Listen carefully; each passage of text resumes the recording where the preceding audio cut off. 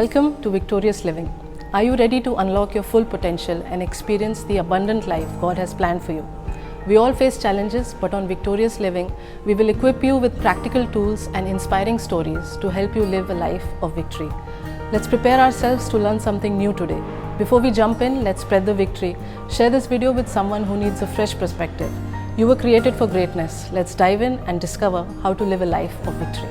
मैंने जो देखा है ह्यूमन बीइंग जो है वो नेचुरली डिसोबीडिएंट है। हम बात मानना बिल्कुल नहीं पसंद करते हैं। लेकिन जहाँ-जहाँ जिस कंट्री में मैंने देखा है कि लोग ओबीडिएंट है वो कंट्री भी पर प्रॉस्पेरस है। जहाँ पे लॉ अबाइडिंग सिटीजन है वहाँ पे कंट्री भी सक्सेसफुल है, right? So lawlessness is not a good thing. परमेश्वर ने जो 618 लॉज बनाए, कानून बनाए कि तुम्हें ऐसे-ऐसे करना चाहिए, उन्होंने वो बनाए ताकि हम उनको फॉलो करके कामयाबी पाएँ। लेकिन उन्होंने देखा कि इंसान जो है वो 618 लॉज, कानून, रेगुलेशंस को हैंडल नहीं कर पा रहा है, इसीलिए उसने यीशु को भेजा। और वचन कहता है कि anybody who walks in love will fulfil all the laws and the profit. Why Jesus gave us the command to love. If we do not love, we cannot preach. If we do not love, we cannot disciple. And if we do not love, we cannot teach them to obey. Jesus was extremely wise when he said, love each other as I have loved you. Why the great commandment is around loving God and loving your neighbor? Why? Because God knew that mankind is failing to keep the 618 laws. If he could summarize that in one thing, he summarized it in love, because love is the solution for everything. अगर परमेश्वर का प्यार हम ग्रहण करना सीखेंगे और लोगों को देना सीखेंगे, परमेश्वर को भी हम ओबे करेंगे, परमेश्वर की वचन को भी हम ओबे करेंगे, और परमेश्वर के लोगों को हम डिसाइपल कर पाएंगे। क्योंकि हम डिसाइपल करने में इसलिए फेल हो रहे हैं क्योंकि हम कहीं ना कहीं लोगों को प्यार नहीं कर पा रहे। Because love is not a feeling, it's a decision. Love is not a feeling. कहीं क्योंकि हम फीलिंग्स का इंतजार कर रहे हैं कि मुझे अगर फील होगा तो मैं डिसाइपल करूंगा, मुझे अगर फील होगा तो मैं उससे बात करूंगा, मुझे अगर फील होगा तो मैं उसके लिए प्रेयर करूंगा। सो हम फीलिंग बेस्ड ओबीडियंस का इंतजार कर रहे हैं, जबकि परमेश्वर की सेवा करना, लोगों का सेवा करना, लोगों को डिसाइपल करना एक डिसीजन है। लोगों से प्यार करना एक डिसीजन है। वो फीलिंग से कभी मैच शायद ना करे। तो ये वापस अगर मैं यहाँ आऊंगी, यहाँ एक्सोडस में वो बोल रहे हैं, if you Indeed listen and truly ओबे his voice and do everything that he says. कई बार हम एवरीथिंग नहीं कर पाते हैं, हम थोड़ा सा मानते हैं और थोड़ा सा नहीं मानते हैं। हमें लगता है परमेश्वर हमारे दिल को जानता है।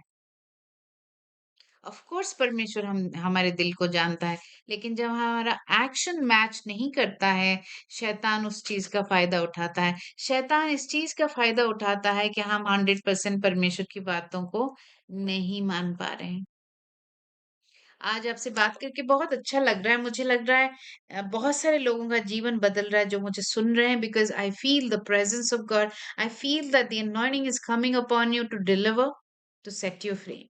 बिकॉज परमेश्वर का ये वादा है कि अगर आप उसकी बातों को सुनेंगे, वो आपके लिए फाइट करेगा। Now this is my next point. आप अगर थक गए हैं और आपके अंदर वो थकान आने लग गया है परमेश्वर की सेवा करते करते, तो कहीं ना कहीं आप अपने बैटल को खुद लड़ रहे हैं। You are battling your things alone, you are not letting God fight for you. आज का मेरा ये जो वचन है वो आपको इस बात का एनकरेजमेंट लाने के लिए है कि आप थक गए हैं, आप अब परमेश्वर को अपने बैटल्स को लड़ने दीजिए। Allow God to fight your battle. Allow God to stand for you and deal with everything. आप परमेश्वर को वो चीजों को सामना करने दीजिए, क्योंकि वो वादा है। हमने एक्सोडस में अभी 23 और 22 में पढ़ा। एक्सोडस 23 वर्स 22 में पढ़ा कि I will fight your enemy. So now what are the things that you're battling? What is your what are your challenges? और challenges कहाँ पे हैं? ध्यान रखिए कि हमें स्पिरिट में कोई चैलेंज नहीं है। हम जब स्पिरिट में काम करते हैं हमें कोई चैलेंज नहीं है, क्योंकि स्पिरिट सब कुछ समझता है। परमेश्वर हमसे क्या बात करना चाहता है, क्या हमसे चाहता है, स्पिरिट में हम सब कुछ जानते हैं। लेकिन जैसे ही हम फ्लेश में आते हैं वहां पे स्ट्रगल शुरू हो जाता है। गलातियों के 5 का 1 में पढ़ रही हूँ एम्पलीफाइड बाइबल में। It was for this freedom that Christ set us free, completely liberating us. Therefore, keep standing firm and do not be subject again to a yoke of slavery which you once which you once removed. यानी कि जो जो burden को, जो slavery की जुए को आपने अपने कंधों से एक बार निकाल के रख दिया, जब आप यीशु में आए, स्पिरिट में चलने लग गए, फ्रीडम में चलने लग गए। यहाँ पे गलातियों का 5 का 1 कहता है, वापस उस बंधुआई में मत जाएं। Do not go back to the slavery. Do not go back to the slavery. So हम कैसे वापस चले जाते हैं? चलिए आगे देखते हैं। जैसे जैसे हम फ्लेश में काम करते हैं वैसे वैसे हम बंधुआई में वापस चले जाते हैं। आपके लिए कुछ स्क्रिप्चर्स हैं। जैसे परमेश्वर ने यीशु को क्रूस पे दिया, 1 यूहन्ना 3 का 8 कहता है, the the reason the son of God appeared was to destroy the work of the devil।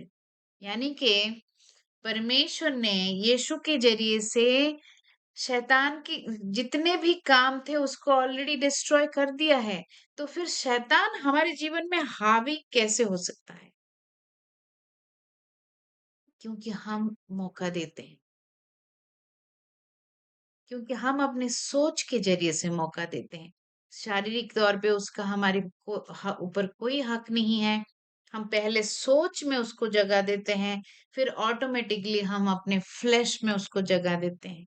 चलिए अब देखते हैं फ्लैश में हम कैसे उसको जगह देते हैं। गलातियों का 5 का 19। Now the practices of the sinful nature are hereby evident. They are sexual immorality, impurity, sensuality, total irresponsibility, lack of self control, idolatry, sorcery, hostility, strife, jealousy, fits of anger, dispute, dissension, factions that promotes heresies, envy, drunkenness, righteous behavior, and other things like these. I warn you beforehand, just as I did previously, that those who practice such things will not inherit the kingdom of God। यहाँ पे वचन बहुत clear है कि अगर हम flash में चलेंगे हम परमेश्वर के राज्य को इनहेरिट नहीं कर पाएंगे। परमेश्वर ने जो कुछ हमारे लिए रखा है उसकी हकदार, उसमें भागीदारी हम नहीं कर पाएंगे। तो कैसे हम फ्लैश से बाहर आके स्पिरिट में चलें? जैसे मैंने आपको नाड़ी के बारे में बताया था, कैसे हमें पता चलेगा कि हम फ्लैश में चल रहे हैं? जब हम इसमें से कोई भी मैनिफेस्टेशन हमारे जीवन में देखेंगे, जेलसी देखेंगे, एंगर देखेंगे, एनवी देखेंगे, हम देखेंगे हम रिस्पॉन्सिबल नहीं हैं, हमारे पास डिसिप्लिन नहीं है। बहुत सारे लोगों को कामयाबी पसंद है लेकिन वो अपने आप को डिसिप्लिन नहीं करते हैं कि वो कामयाबी तक पहुंच सके। सो आज मैं आपको चैलेंज करती हूँ, क्या आप स्पिरिट में चलना पसंद करेंगे? क्या आप अपने आप को चैलेंज करेंगे क्या फ्लैश को ना करके स्पिरिट में चल सके? क्योंकि लॉर्ड ने बताया है कि वो हमारे विल को ओवरराइड नहीं करेंगे, वो हमें क्रूस पे नहीं चढ़ाएंगे। हमें अपने आप को क्रूसिफाई करना है। क्या हम क्रूस पे लिटरली चढ़ेंगे? नहीं। ये वचन में लिखा है कि हमें अपने आप को ना करना है, वो क्रूस में चढ़ने का बराबर है। जब हम अपने आप को पाप करने से ना करेंगे।